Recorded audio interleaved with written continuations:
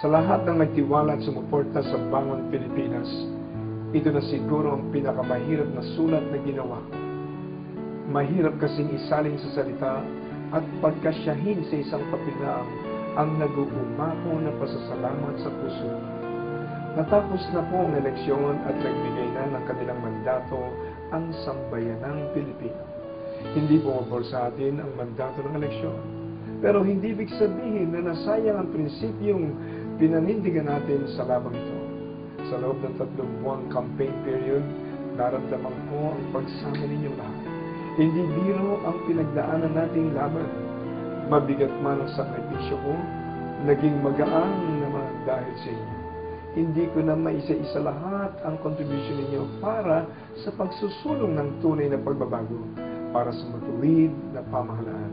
Hindi ko man maisa-isa, salamat, kayo ang unsung heroes ng Bangon Pilipinas. Sa panahon ito, dalangin ko na lahat tayo magkaroon ng kapayapaan ng lahat ng ginawa natin ay hindi para sa ating sarili, kundi para sa Diyos at sa bayan. Ginawa natin para sa Diyos, hindi mawawala ng kabuluhan. Therefore, my dear brothers and sisters, stand firm. Let nothing move you. Always give yourselves fully to the work of the Lord, because you know that your labor in the Lord is not in vain.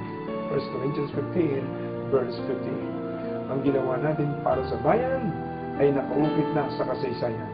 Wala nang makakanakaw nito sa atin. Gaya ninyo, nasasaktan din ako.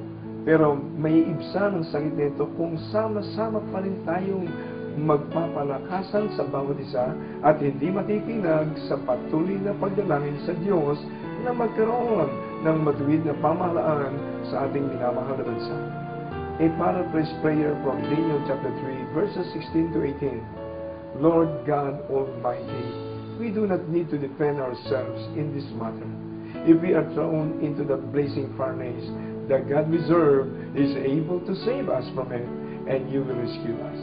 But even if you do not save us, we want the Filipinos to know that we remain steadfast in our service to God and country. We have given joy to the heart of God as we supported this cause for the Philippines. Now let the joy of the Lord be our strength. Thank you once again. God bless you all marvelously. God bless the Philippines. Para sa Diyos at Bayan, Brother Eddie C. Villanueva.